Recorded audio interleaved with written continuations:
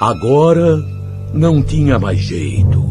O que estava feito, o que foi estragado, estava irremediavelmente estragado.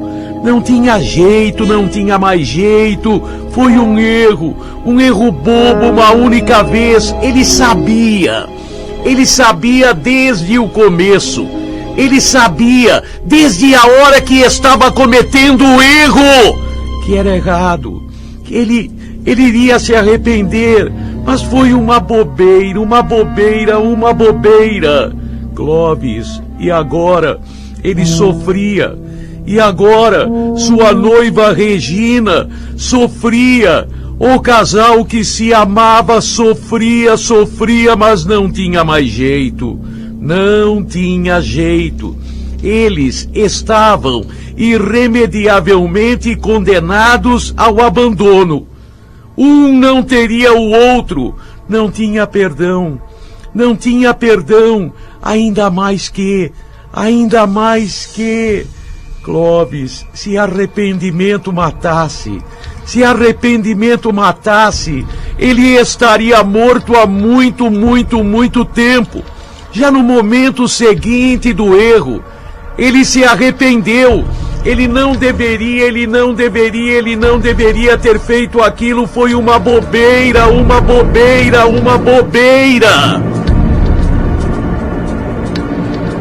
Clóvis, Regina, um casal que se amava, um casal que se adorava. O casal era noivo, casamento praticamente marcado.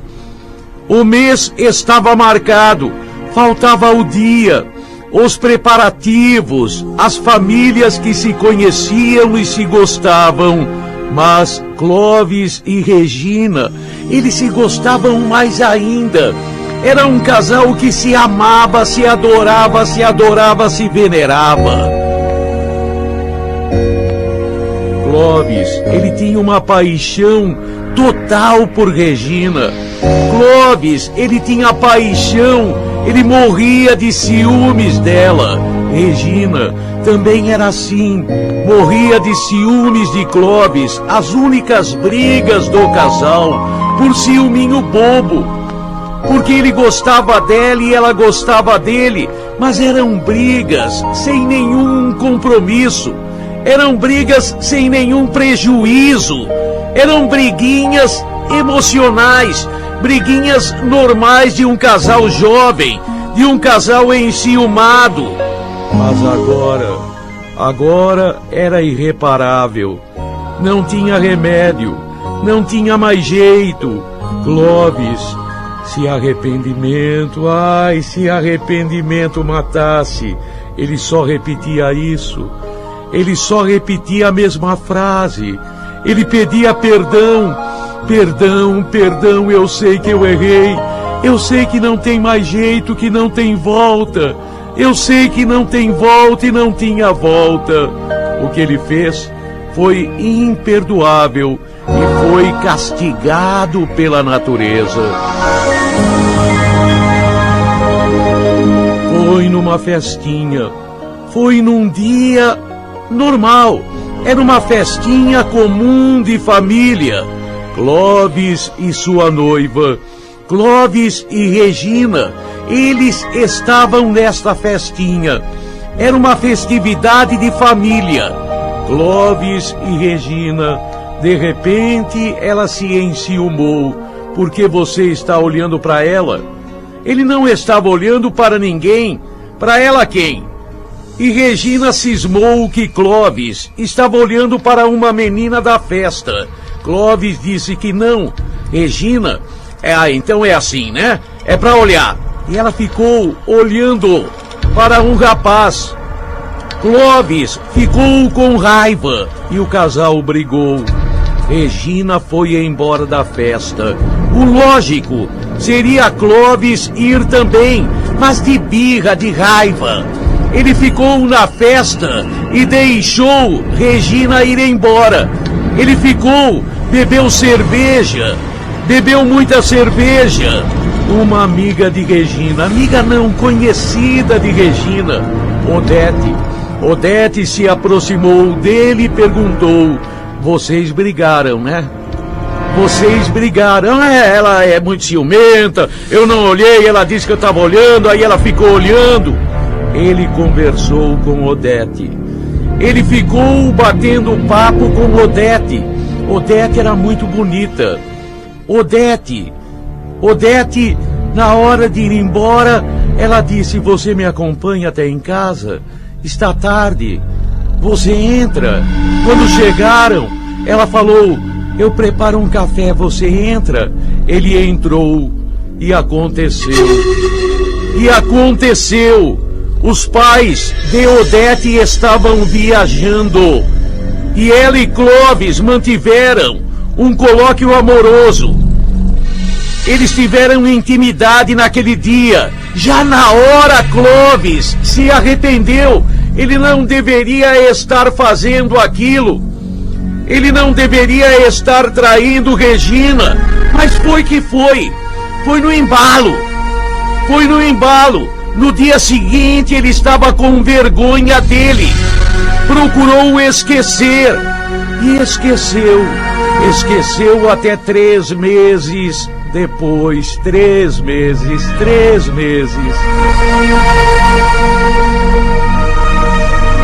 Odete se aproxima de Clóvis.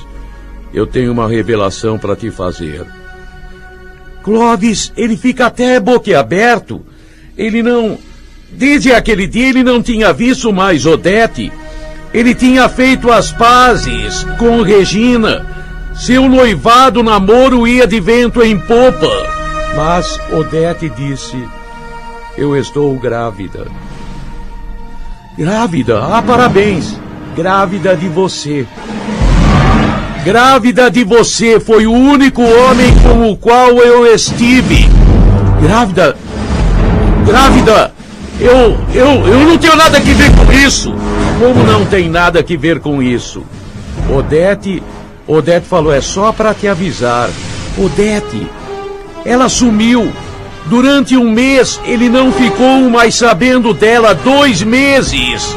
Ela voltou, já estava de barriga mais ou menos acentuada. 5 meses de gravidez. Eu quero uma providência de sua parte. Eu quero... O que eu posso fazer? Eu sou noivo. Eu gosto da Regina. Mas você vai ser pai do meu filho. Você vai ser pai do meu filho. De repente, aquela situação... De repente, Clóvis era de boa família, de bons princípios. Ele gostava de Regina, mas Odete, uma única vez ele esteve com ela. Odete esperava um filho dele. Ele não ia jogar a criança a não ter pai. Ele não iria jogar a Odete também. O que fazer? A perplexidade, a dúvida dele, o que fazer? Odete chorou. Eu também não queria, Clóvis. Eu também não queria. Eu sei que você e Regina se gostam. Mas o que eu posso fazer? A natureza quis assim, Deus quis assim. Seu erro, meu erro, nosso erro. A criança não pode pagar. A notícia correu. A notícia, nossa, como num barril de pólvora. Correu e explodiu para todo lado. Regina ficou sabendo. É impossível, disse ela. É impossível. Ela foi falar com Clóvis. Clóvis, chorando, confirmou. Eu te amo, Regina. Foi uma só vez. Foi uma única vez. Regina não sabia o que fazer, o que falar. Uma única vez. Uma só vez. Mas não tem jeito. A criança não pode pagar. A criança não pode pagar pelo seu erro. Eu te amo também, Clóvis. Eu te amo, acho que nunca vou amar alguém como eu te amo. Aliás, acho que nunca vou amar ninguém, nem mais nem menos do que amo você. Mas terminou. Acabou. Clóvis não queria aceitar Regina, mas a consciência dele, a obrigação, ele iria ser pai. Ia ser pai. Desmancharam, se separaram. Regina viajou. Amando de sua família, Regina foi passar meses na casa de um tio que morava em Fortaleza. Enquanto isto, Odete, a barriga crescia. Se não tem jeito, se não tem remédio, remediado está. Se não tem remédio, remediado está. Clóvis, tudo bem. Você sabe que eu gosto da Regina. Você sabe que eu amo a Regina. Mas pela criança, a gente tem que pagar, tanto você como eu. Eu também acho que você não me ama o suficiente para casar. Mas vamos casar. Vamos reparar este erro. E ela, no 8º mês de gravidez, foi o casamento mais triste. Foi o casamento mais triste que aconteceu. Havia tristeza de todo lado. Odete parecia um tanto feliz, era a única. Mas ele, Clóvis, estava quase chorando. Se percebia que ele estava pensando em Regina. A família dele nem foi. Só um irmão dele que esteve presente na cerimônia religiosa do casamento. Clóvis casou. Odete estava prestes a dar à luz. Clóvis casou para desespero dele, desespero de Regina.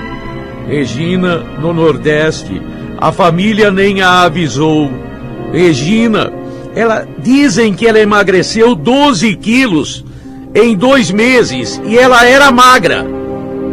Ela já era magra. Um mês depois, a maternidade. Clóvis iria ser pai. Odete sente as dores do parto. Clóvis a leva para a maternidade e nasce um lindo nenê, um menininho, um lindo nenê, loirinho. Quem era loiro? Clóvis era moreno, branco, mas moreno escuro. Ela também, a família dele, não tinha nenhum loiro. Na família dela ninguém era loiro. Não havia ninguém clarinho. E o nenê clarinho. Cabelos bem loiros.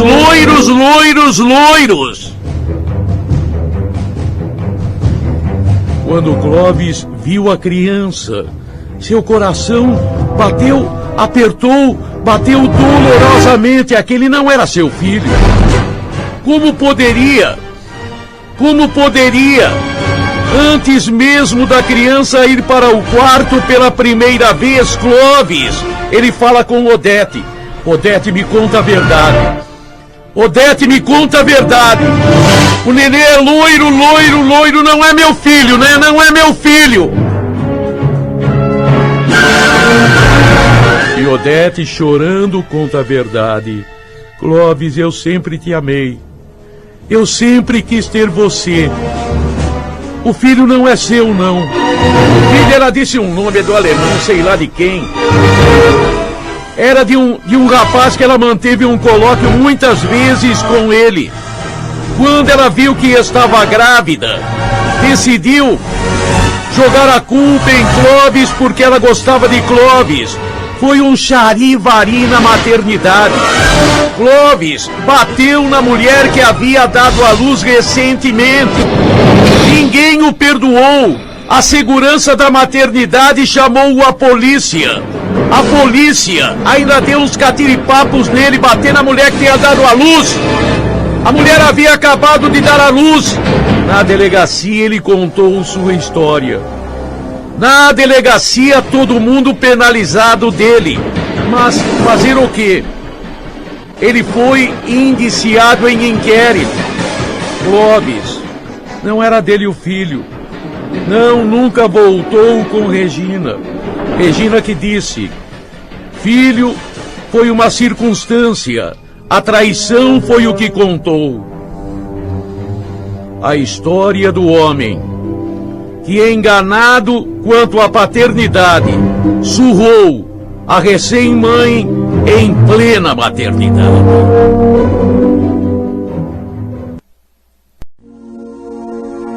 Ele contava e chorava.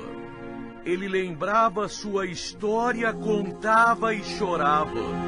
Muita gente duvidava. Muita gente dizia outra história. Outra história. Homero, ele contava e seus olhos se enchiam de lágrimas. Ele que dizia: eu já fui muito feliz. Eu já fui feliz, tinha uma família. Eu amava minha família, amava minha família. Eu tive mulher, tive filhos, tive comércio e teve mesmo a história de Homero, uma história triste de um homem que um dia cansou, de um homem que um dia decidiu: parei. Um dia ele parou para analisar a sua vida. Um dia ele parou para fazer um retrospecto de sua vida. Chorou e parou. Não teve mais forças. E pensar que ele foi um homem lutador, batalhador, lutador mesmo, um verdadeiro guerreiro. E agora, ao contar a sua história, ele chora. Homero, cedo ele começou a trabalhar. Cedo começou a trabalhar numa loja que vendia material fotográfico.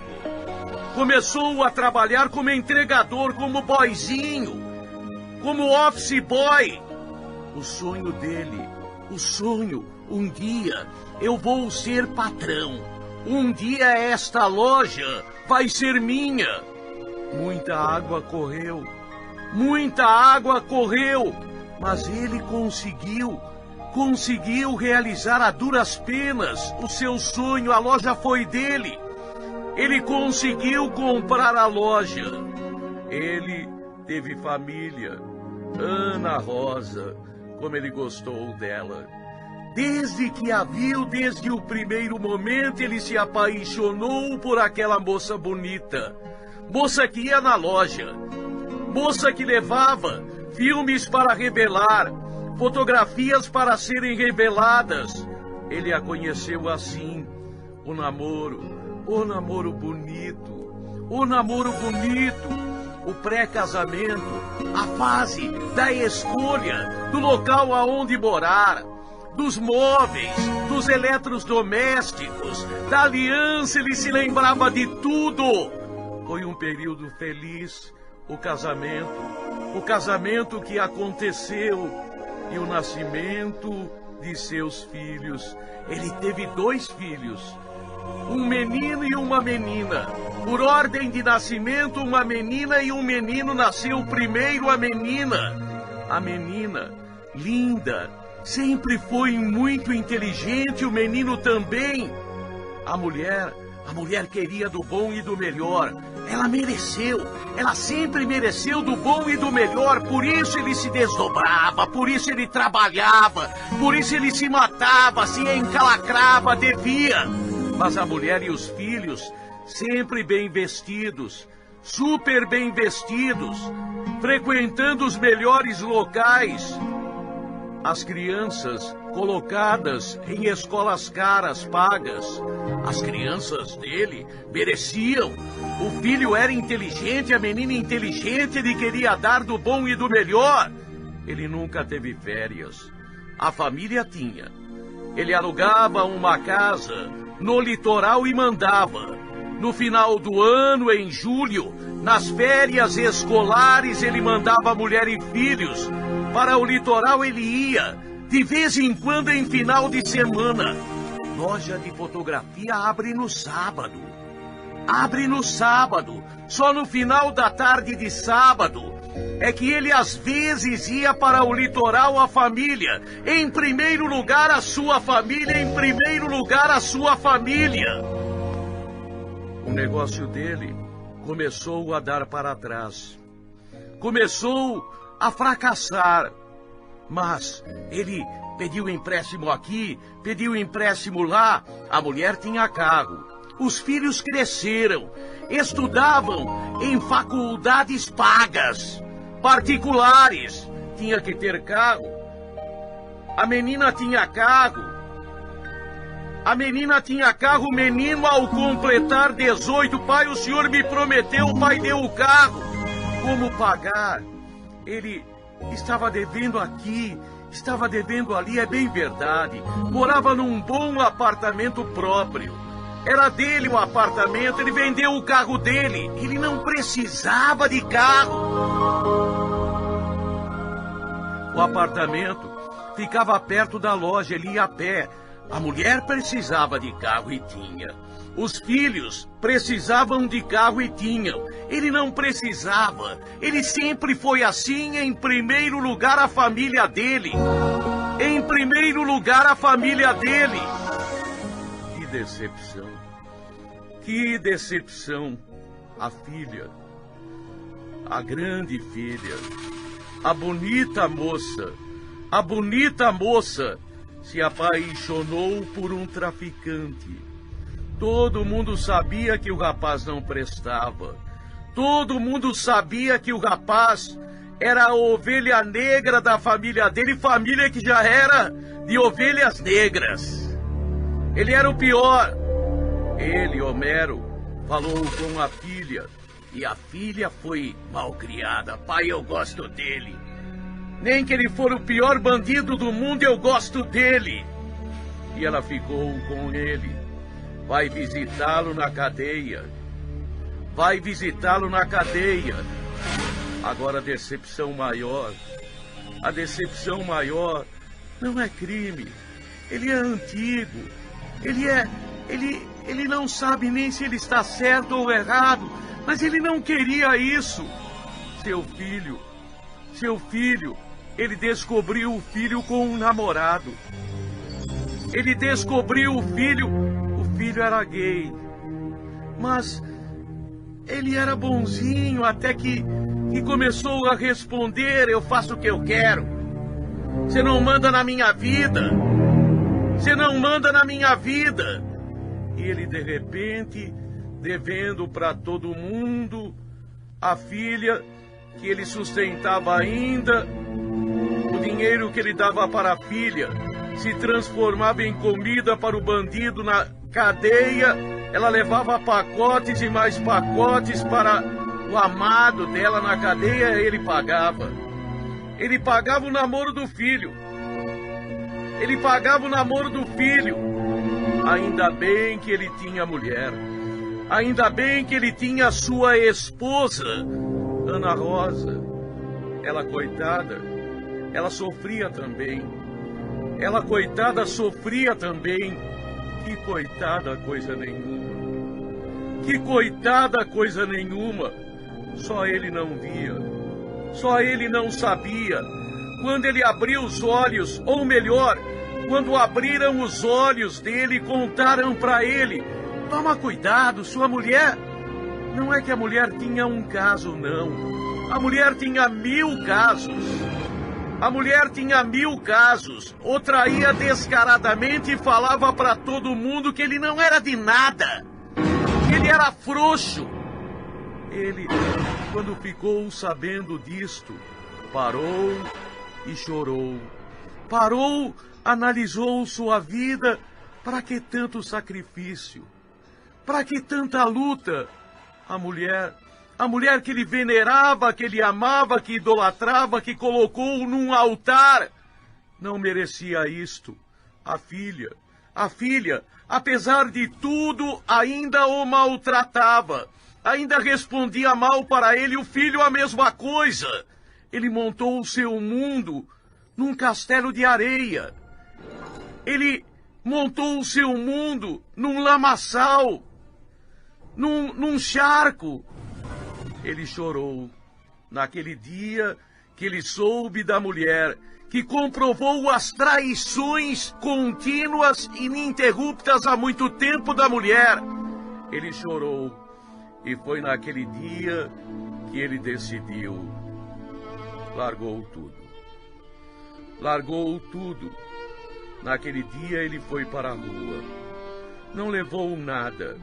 Pegou uma maleta e pôs ali 2 cuecas, um par de meia, uma calça velha que ele gostava e saiu. Um par de sapatos também. Com aquela mala velha, ele saiu de casa. E foi para onde? Para um hotel? Não, não foi para lugar nenhum. Ficou vagando. Ficou vagando. Sacou o pouco dinheiro que ele tinha no banco. Pouco dinheiro porque ele estava devendo. Tinha um pouco, ele sacou e bebeu. Não bebeu uísque, não bebeu champanhe, bebeu pinga. E continuou bebendo pinga no dia seguinte. Homero, quando ele contava sua história, aonde ficava entre indigentes, no Largo do Pari, em frente à igreja Santo Antônio do Pari, ele chorava e dizia: eu já fui alguém. Eu já fui alguém, dono de loja. O bêbado que contava a sua história. O bêbado que um dia amanheceu morto. O frio o matou, ou o desgosto, ou o sofrimento. Homero. Homero que largou tudo, que abandonou tudo, mas um bêbado com história. Ele bebia, ele esmolava, ele pedia esmolas, nunca foi para o bairro aonde morou, nem aonde teve loja. O banco tomou o apartamento dele, o banco tomou a loja dele, da mulher não se tem notícias. O bêbado, Homero, que morreu de frio, em frente à igreja Santo Antônio, no Largo do Pari. Mais uma história de um homem que lutou, e um dia parou e chorou.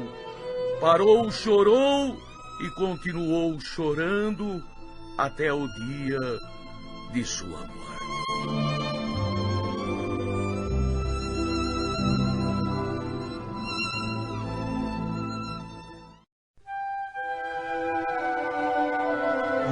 Como ela gostava dele, como ela adorava, era a maior paixão do mundo.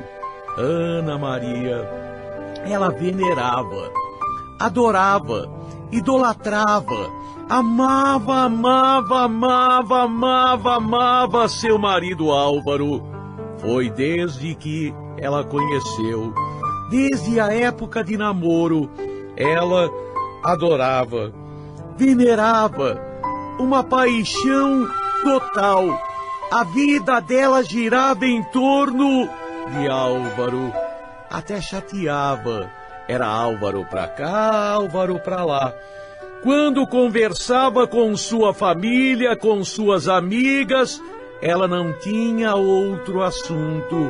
Era Álvaro. Ele gosta daquilo, ele gosta disso, ele não gosta disso, ele não gosta daquilo. Ele faz isto, ele não faz isto. Até cansava. Mas ela só falava nele. Ela só pensava nele. Só vivia Álvaro. Sua vida era Álvaro. Se ele faltasse, não, ela não queria nem pensar nisso. A vida dela era Álvaro. Eles casaram. O casamento foi bonito. Não existiu noiva mais feliz do que Ana Maria, mulher mais apaixonada do que Ana Maria. Álvaro era meio fechado, introspectivo. Não que ele fosse não comunicativo, não, mas era mais fechado. Se percebia, ele gostava dela. Ela que vivia dizendo, ele vai voltar depois de amanhã. Ele viajava. Vendia artigos eletrônicos. Viajava por todo o Brasil.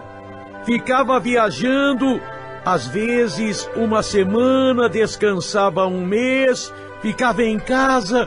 Era como se fosse Ana Maria no País das Maravilhas. Não era Alice, era Ana Maria quando ele estava no País das Maravilhas. Ela se desdobrava, se percebia quando ele estava em casa, quando ela saía, ia na padaria, por exemplo, ela ia sorrindo, sorrindo. Quando ele não estava, ela sorria, mas não muito. Se percebia nos olhos dela a presença dele. Ana Maria adorava seu marido, adorava Álvaro. Ela não queria saber de nada dele. Ela não perguntava de seu passado, de antigas namoradas, não perguntava de antigos casos. Ela morria de ciúmes. Só de pensar que nas viagens ele poderia olhar para uma mulher. Não quero nem pensar. Não quero nem pensar, porque se pensasse, ela iria sofrer e sofrer muito. Por isso, quando ela ficou sabendo, por isso, quando acidentalmente ela ficou sabendo, seu mundo desabou, seu mundo desmoronou. Foi como se um terremoto aniquilasse a sua vida inteira. Seu marido, o Álvaro,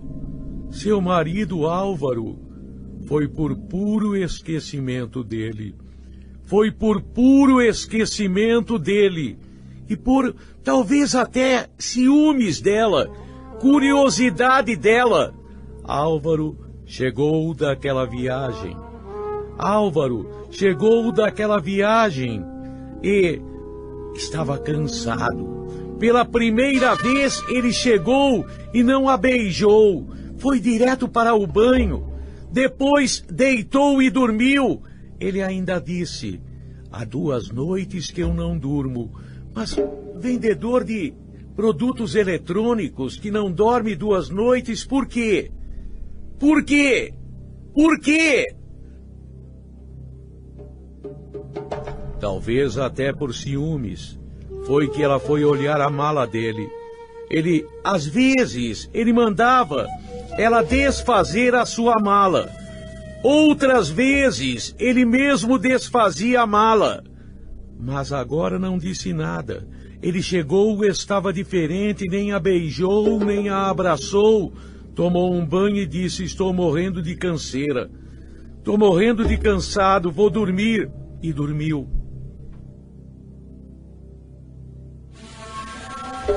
Ela foi revistar sorrateiramente. Ela abriu a mala dele, estava trancada a chave, mas ela pegou a chavinha da mala, estava na carteira dele. Ele dormia sono solto, parecia que não dormia há um século, até roncava. Ela abriu a mala e, para sua surpresa, 2 revólveres. Não era revólver aquilo, era mais sofisticado. Ela, o marido armado, ela cheirou e estava cheirando pólvora. E aquele jornal, aqueles recortes, não era recorte, era a folha inteira cortada. Assalto gigantesco. Era um jornal de Minas, da região de Juiz de Fora. Era um jornal que dizia, policiais mortos. Será Será que seu marido era ladrão? Será que ele era ladrão? Ana Maria, ela não fala nada. Ela não diz nada. Ana Maria, Ana Maria, Ana Maria. Ela não diz nada. Mas aquilo ficou na sua cabeça. Aquilo ficou na sua cabeça. Aquele amigo, não era bem amigo, esposo de sua amiga poderia ajudar. Ela pede para tirar a ficha do marido. O esposo da amiga era meio policial. Trabalhava assim em poupa-tempo. Trabalhava em poupa-tempo. Tirou a ficha e lá estava Álvaro. Álvaro era procurado. Álvaro tinha uma extensa ficha criminal como ladrão de banco e carro forte. Ela, seu príncipe encantado. De repente, como fumaça, se desfez o seu sonho de amor. Seu príncipe encantado, um bandido. Seu grande amor, um assassino, um ladrão. Um ladrão! Que decepção! Que decepção! Ana Maria chorou. Chorou, chorou, chorou, principalmente quando ele disse, já no dia seguinte, precisava viajar de novo. Tinha que resolver uns negócios pendentes. Ela sabia qual era esse negócio pendente. Ela sabia qual era esse negócio pendente. Ela sabia. Ana Maria chorou, chorou, chorou. Conversou com o pai e a mãe. E decidiu. Eu não quero mais. Eu não quero mais. Eu não quero amar um bandido, um assassino. Embora meu coração seja dele, minha razão manda que eu me afaste. Pai, mãe, gaguejando, titubeante, hesitante, mas falando hesitante, falando titubeante, mas decidida internamente. Eu vou embora. Eu vou me separar dele. Eu vou me separar dele. Eu vou me separar dele. Depois, quando ele voltou, ela teve uma conversa com ele. Eu quero a separação. Disse ela, eu descobri tudo. Eu descobri tudo, tudo, tudo, tudo. Não quero mais ficar nessa casa. Eu te amei como nenhuma mulher amou homem nenhum. Mas eu não quero amar um bandido. Eu não mando no meu coração, mas mando na minha razão, na minha cabeça, na minha decisão. Tô indo embora. Ele pede para ela fique. Ele não pede fique, pelo amor de Deus, eu te amo, não, não. Ele agora fala fique. Fique porque mulher de bandido não larga bandido assim. Minha quadrilha, meu Deus do céu, como ela se enganou. Minha quadrilha não te perdoaria. Minha quadrilha não perdoaria. Não te perdoaria. Ela não sabe o que fazer. Ela fica com medo. Naquela noite, ela fica em casa, liga para seu pai, conta para o pai tudo que estava acontecendo. Ela iria no dia seguinte, voltar para a casa do pai. Naquele mesmo dia, naquela mesma noite, Álvaro viajou. Naquela mesma noite, Álvaro comprovadamente viajou. Ele foi para o Rio de Janeiro, se hospedou num hotel e lá ele permaneceu, de lá ele não saiu. Só que no dia seguinte, Ana Maria sumiu. Ana Maria sumiu. Desapareceu de manhã. Ela falou com o pai. Disse ele foi viajar. Ele foi viajar. E foi de avião. E ela sumiu. E ela sumiu para desespero da família. Ela sumiu. Uma mala de roupas ela teria levado. Foi na região de Campinas, quase uma semana depois, que o corpo de uma desconhecida foi encontrado. A família, que procurava desesperadamente, reconheceu o corpo. Ana Maria tinha sido torturada e assassinada. O marido não foi. O marido não foi. O álibi dele perfeitíssimo. O álibi dele perfeitíssimo. Ele estava sendo procurado por assalto. Já ficou preso. Mas o homicídio não. Se sabe foi ele, amando dele, só pode ter sido.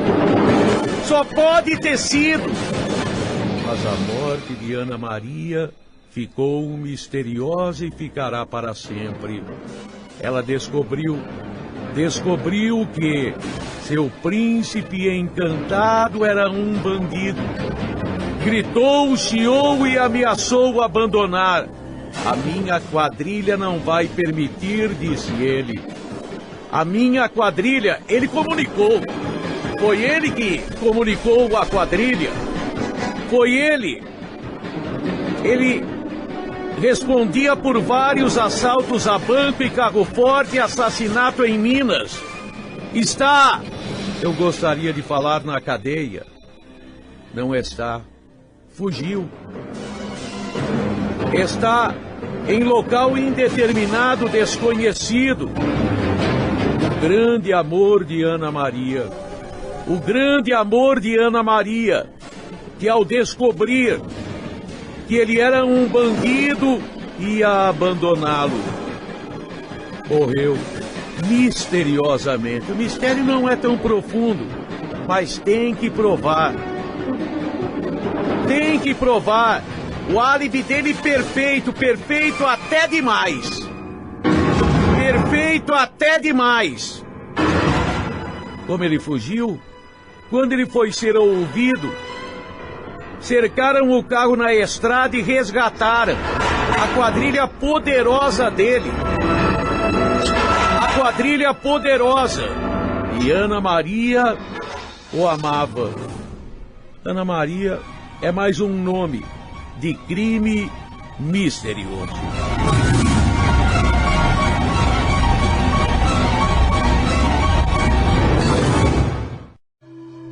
Ela era linda, uma jovem estudante linda, de uma família humilde e um sonho para ser feliz, sonho de felicidade, sonho de consumo, sonho de fama. Ela queria ser bem-sucedida na vida. Assim era Mônica Granuso, uma adolescente de 14 anos de idade. Mônica um dia apareceria na televisão, um dia apareceria no Fantástico. Mônica nasceu e sempre morou no Rio, sempre morou na cidade do Rio de Janeiro.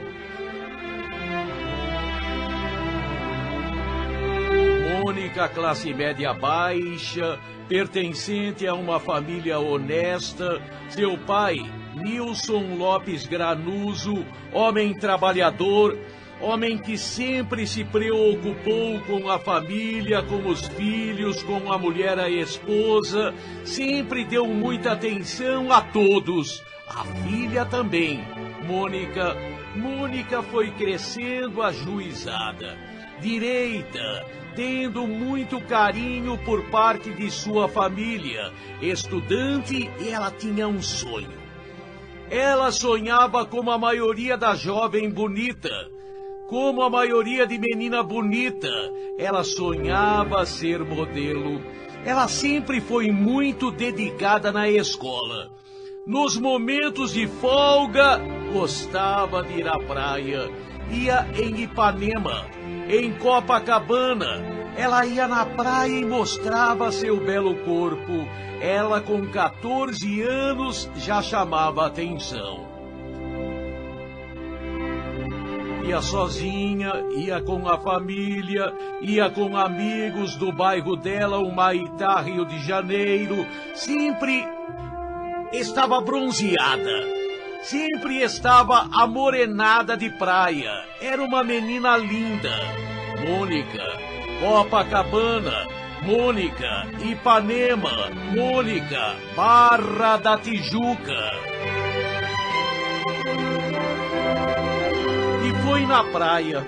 E foi na praia que Mônica conheceu um rapaz que era modelo.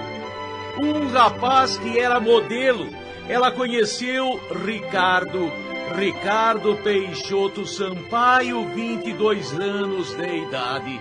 Segundo consta, Ricardo tinha feito uns trabalhinhos como modelo. Não era um modelo profissional. Tinha participado de uma ou duas propagandas, mas era modelo.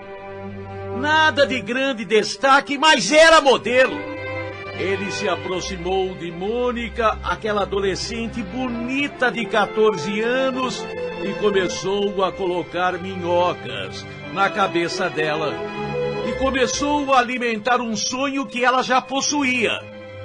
Ele começou a dar alimento à fome que ela tinha de ser modelo. Ele começou a dizer: como você é bonita, você parece uma princesa, você tem que aparecer na televisão, você tem que ser modelo profissional. Ricardo, de 22 anos, vinha com a velha conversa. A velha conversa de você tem que aparecer na televisão. Tem que aparecer na televisão. Como às vezes acontece de verdade, a maioria acredita. Ricardo falava para a Mônica, 14 anos apenas: Você é menina bonita, você parece uma atriz, você parece uma artista, tem que trabalhar na televisão, no cinema, na fotografia. Quem sabe você será Miss, tem tudo para ser Miss. Ricardo, ele foi conquistando a vaidade de Mônica e foi conquistando também o coração dela. Ele era menino bonito, era modelo. Ela tinha sonhos de ser modelo. Os encontros românticos na praia de Copacabana ou na praia de Ipanema. Mônica era pura. Mônica era virgem por convicção. Mônica era direitinha. Ele procurava dar a entender a ela que ele respeitava, que ele faria de tudo para manter a pureza dela. Mônica gostou de Ricardo. Ricardo era o lobo, mas ele vestia uma pele de cordeiro. Ele parecia bonzinho, parecia apaixonado por ela, mas ele queria só uma coisa, aquilo. Ele queria só uma coisa, a pureza dela. Ele queria só ser o primeiro. Ele queria a pureza dela. Mas ele fingia, a respeitava. Aparentemente era um rapaz respeitador. Foi assim que chegamos no dia 16 de junho de 1985, à noite. Ricardo foi buscar a Mônica na casa dela, junto ao Largo dos Leões, no bairro Humaitá, no Rio. Ela morava ali. Largo dos Leões, bairro Humaitá, Rio de Janeiro. Ele foi buscar ela, ele foi buscá-la na casa dela. Ele bateu ali e Mônica o atendeu no portão de casa. Vamos até o meu apartamento, você sabe que pode confiar. Eu quero te mostrar o som que eu ganhei. Eu tenho um som que é maravilhoso. tenho músicas maravilhosas. Pode ficar tranquila. Pode ficar tranquila. Você vai gostar. Depois eu trago você de volta para casa. Ela avisou a família e ia sair com o Ricardo. Ele foi buscá-la no portão da casa dela, no Largo dos Leões, no bairro Humaitá, no Rio de Janeiro. Ela ingenuamente aceitou o convite dele. Ela na ingenuidade, ela aceitou o convite dele. Ela foi até o apartamento e só depois de muito tempo é que se ficou sabendo o que verdadeiramente aconteceu no apartamento. Ele a levou. Um apartamento no 7º andar, um prédio na Rua Fonte da Saudade, bairro Humaitá mesmo, Rio de Janeiro, zona sul do Rio. Ele e ela, música e eles dançando, ele dançando com Mônica, até que de repente o lobo mostra a sua cara, mostra as suas unhas, mostra as suas intenções. De repente, Ricardo que dançava suavemente com ela. De repente, Ricardo quis transar com Mônica. Ela pura, ela imaculada. Ricardo queria transar com Mônica, mas ela dizia não. Ricardo tranca a porta da entrada do apartamento. Você não vai sair se não transar comigo. Você não vai sair se não fizer isto comigo. Ricardo, ele vai para cima de Mônica, tentava na forçada, ter relações sexuais com a estudante de 14 anos. Mônica, ela se desespera, ela fica desesperada. A única alternativa que ela encontrou foi tentar fugir pela janela! 7º andar. Ela pensou, eu saio pela janela e saio no apartamento do lado. Mas ela não conseguiu. Mônica, ao sair da janela do apartamento de Ricardo, escorregou e caiu. E se estatelou no chão. 7 andares. Se estatelou no solo. Esmagou os pés. Ela caiu de pé. Esmagou os pés. Rompeu vísceras, o coração, o pulmão. Ela sobreviveu 1 minuto, 2 e depois morreu. Ela ainda ficou viva por 1 minuto, 2, mas depois morreu na área de serviço daquele prédio. Ricardo desceu e já a encontrou morta. Aí ele fica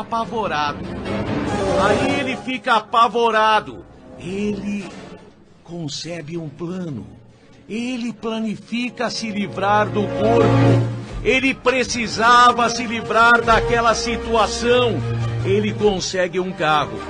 Ele consegue com um amigo uma Brasília. Coloca o corpo de Mônica naquela Brasília e foi desovar o corpo.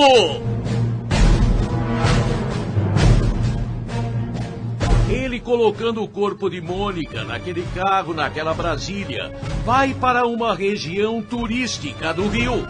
Ele vai na região da Vista Chinesa, aonde tem muita vegetação. Jogou o corpo lá e se mandou. Na manhã seguinte, dia 17 de junho de 1985, o corpo foi encontrado por turistas. O corpo levado para o IML do Rio. Enquanto os pais desesperados procuravam por Mônica, que não havia e nem voltaria para casa, que não havia voltado e nem voltaria jamais para casa. Os pais procuravam, sabiam que ela tinha saído com o tal de modelo Ricardo. Sabiam que ela tinha saído com aquele namoradinho que era modelo Ricardo, que disse para ela, iria fazê-la modelo. O pai e a mãe, no desespero, a procura e o encontro no necrotério, no IML. O pai dela, seu Nilson, jurou: quem matou minha filha vai pagar. A justiça vai ser feita de qualquer maneira. A polícia carioca entrou em ação e descobriu aonde morava o tal modelo Ricardo. Encontrou o Ricardo em seu apartamento como se nada tivesse acontecido. Ele estava normalíssimo. Ricardo, a Mônica, não, ela esteve aqui, ontem ela esteve aqui, sim, esteve aqui, mas ela quis ir embora, ela foi embora sozinha. Eu falei que levava, ela falou, não, é pertinho, eu vou sozinha.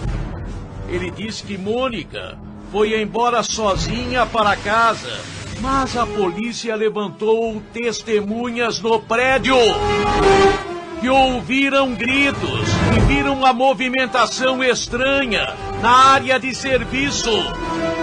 Ele acabou sendo preso. Aí então ele contou a sua versão, já acompanhado de um advogado. Ele disse, a Mônica era muito tímida.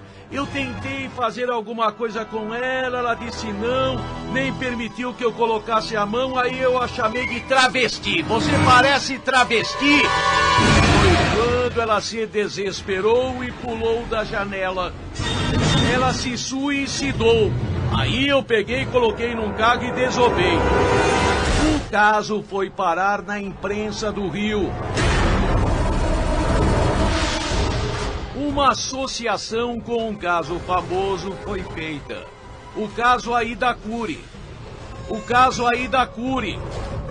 Ricardo foi preso em flagrante por homicídio, rapto e ocultação de cadáver.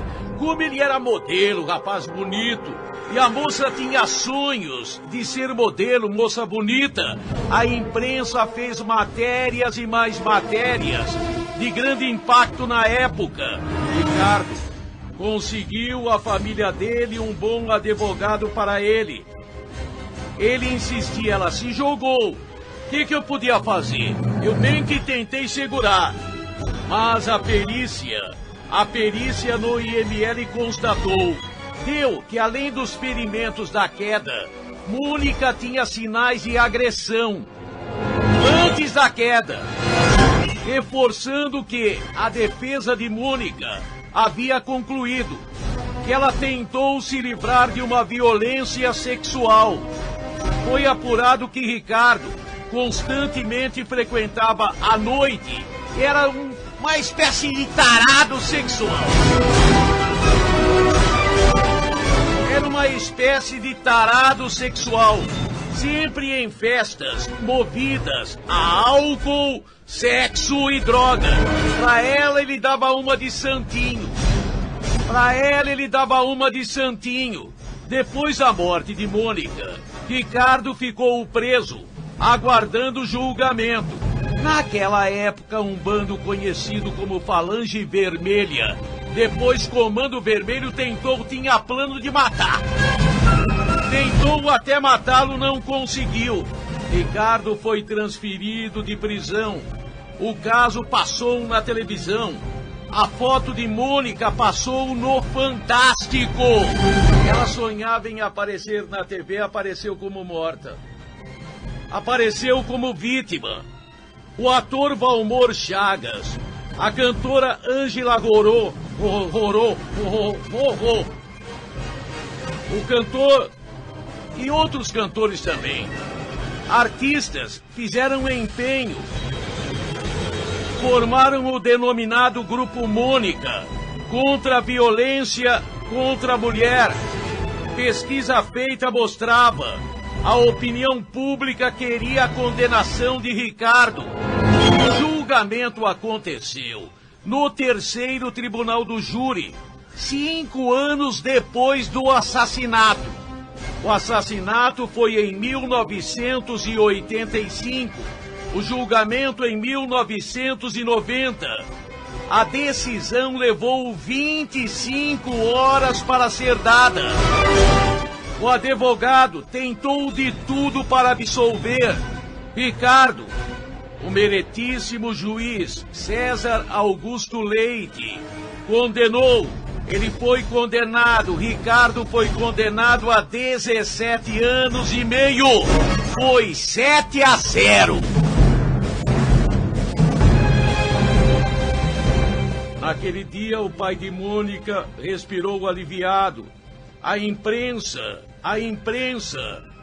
deu destaque ao julgamento. Ele ficou mais 4 anos preso. Em 1994, Ricardo foi colocado na rua. Ficou ao todo 8 anos e 3 meses preso. Saiu em condicional. Saiu medroso para a rua, mas acabou se unindo a um bando que fica na praia de Ipanema. Um bando que era muito conhecido por gostar de taras sexuais. Não sei o que aconteceu com o Ricardo, mas sei o que aconteceu com Mônica. E é uma história que se repete, às vezes com homicídio, outras vezes sem homicídio, ou algumas vezes com estupro, o sonho de toda moça hoje. Já em 1985 era assim, hoje é mais. Hoje é mais. Qualquer concurso para modelo tem 1,5 milhão de candidatas. Toda moça se acha um modelo em potencial. Toda moça se acha uma atriz em potencial. E na maioria das vezes cai nas garras de um lobo que sempre aparece vestido com pele de carneirinho, de cordeirinho, de coitadinho, de bonzinho, mas sempre escondendo um lobo mau.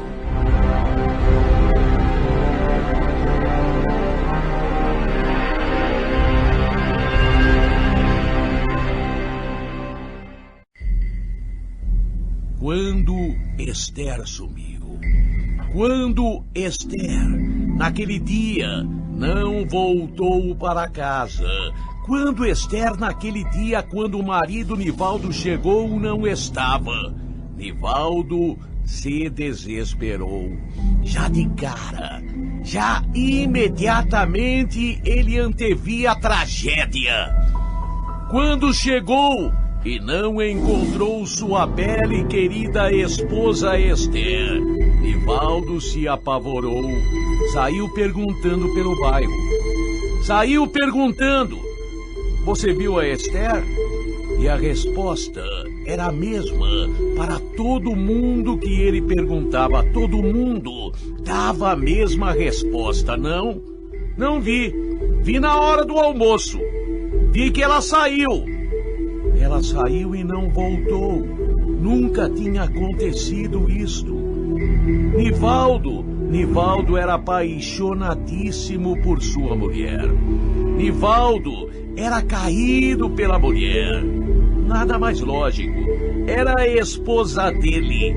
Nivaldo tinha uma bem-querência, um amor do tamanho de um elefante, maior pela mulher. Mas todo mundo no bairro sabia. Todo mundo e todo mundo mesmo. Todo mundo menos ele. Todo mundo sabia. A mulher o traía. E o traía descaradamente. Esther não traía com um. Traía com vários. Esther, mulher bonita, mulher muito bonita, se vestia até escandalosamente. Se vestia com roupas sumárias, curtinhas, decotes que mostravam tudo. Mas o marido dizia: "Minha mulher é elegante, Minha mulher é muito sexy. Minha mulher... Ele enaltecia a mulher. E todo mundo até tinha pena. Todo mundo tinha até pena de Nivaldo. Afinal, Nivaldo não sabia. Nivaldo pensava que Esther era sua querida e apaixonada esposa. Esther, ela fazia até pouco do Nivaldo. Com os homens que saía, ela dizia, o Nivaldo é bola murcha. O Nivaldo, não se preocupe com o Nivaldo. Não se preocupe com o Nivaldo. E Esther saiu, que todo mundo sabia, com um, com dois, com três, com o barbeiro, com o padeiro, com o carteiro, com o entregador de gás. Bastava um homem bater na sua porta para fazer uma entrega à cama. Esther era ninfomaníaca. Ela adorava conquistar. Adorava levar homens para a cama. Mas daí a sumir, ia uma distância muito grande. Daí a sumir, ia uma distância enorme. Nivaldo desesperado. Aonde estaria Esther? Aonde estaria? Ele procura em todo canto. Casa de parente, casa de amigo, casa de conhecido, casa de desconhecido. Ele procura em todo canto. Vai a hospital, IML, delegacia. O senhor tem que esperar 24 horas. Mas minha mulher sumiu. No registro não tem nada. No dia seguinte, ele parecia um defunto. No dia seguinte, Esther ainda não tinha voltado para casa. Esther tinha sumido, nenhum telefonema, nem nada. Aconteceu alguma coisa. Ele vai ao distrito de novo e implora o registro da queixa. Registram a queixa de desaparecimento de Esther. Um telex é mandado para todas as delegacias e hospitais. Nada! Aonde estaria Esther? Aonde estaria Esther? Ele liga para a sogra. A sogra, não sei, ela não me telefonou. Ela não me telefonou. Aonde estaria Esther? Nivaldo, ele senta, tinha um banco perto da casa dele, numa pracinha. Ele senta, coloca a mão no rosto e soluça, e chora desesperadamente. Esther, se aconteceu alguma coisa para ela, eu quero morrer. Ela é a mulher mais maravilhosa do mundo. Ela é a mulher mais sensacional do mundo. Sem ela eu não vivo. Sem ela eu não vivo. O dia foi passando. O dia foi passando. De manhã, de tarde, à noite, a noite chegou e nada de Esther. Nada de Esther. Esther estava sumida. O sábado inteiro passou. O sábado inteiro passou e nada, nem um telefonema, nem uma pista, absolutamente nada de Esther. Ir embora, ela não tinha ido. As roupas dela estavam todas lá. Se ela fosse embora, ela não iria embora, ela me ama, dizia Nivaldo. Ela não iria embora, ela me ama. Embora todo mundo soubesse das traições, ele nem desconfiava. O domingo foi triste. A maioria querendo chegar para ele e falar alguma coisa, mas era preocupante mesmo. Era preocupante mesmo. Trair é uma coisa, sumir, desaparecer é outra. É outra completa e totalmente diferente, outra coisa mesmo. Totalmente diferente. Aonde estaria Esther? Aonde estaria Esther? Esther, viva ou morta? Esther teria sofrido um acidente, mas se tivesse sofrido um acidente, estaria como desconhecida num hospital? Poderia ser. Por isso ele percorreu os hospitais de toda a região naquele domingo e nada. Dava pena de ver Nivaldo. Nivaldo, coitado. Algo deveria ter acontecido à sua mulher. O delegado que diz: eu fiz o que podia ter feito. Meu colega do plantão anterior também fez o que poderia ser feito. Se aparecer alguma notícia, eu informo o senhor, eu tenho o telefone aqui. Se ela aparecer, o senhor informe. O que teria acontecido com Esther? 2 horas da madrugada. Domingo para segunda. Domingo para segunda. Um táxi para na porta da casa de Nivaldo e Esther desce. Esther, Esther, Esther, você tá bem? Você tá bem? Eu tô bem. Você não sabe o que me aconteceu. Você não sabe o que me aconteceu, mas eu quero saber se você tá bem. Ela estava muito bem. Mas muito bem, mais bem, mais bem, bem, bem, bem, bem, bem, bem, bem, bem, bem, bem. Na realidade, ela deve ter passado o fim de semana com algum bem bambom. Com algum bem bombom, ou bambambam, como queira. Mas a história que ela contou ao marido, e o marido a levou à delegacia para tirar a queixa. Na sexta-feira, coitada da Esther. Na sexta-feira, ela contou. Ela foi no shopping. Na volta, ela tomou um ônibus, como sempre, porque ela não aceita carona. Desceu, e quando estava passando perto daquele campinho de futebol, aquele perto de casa, bem.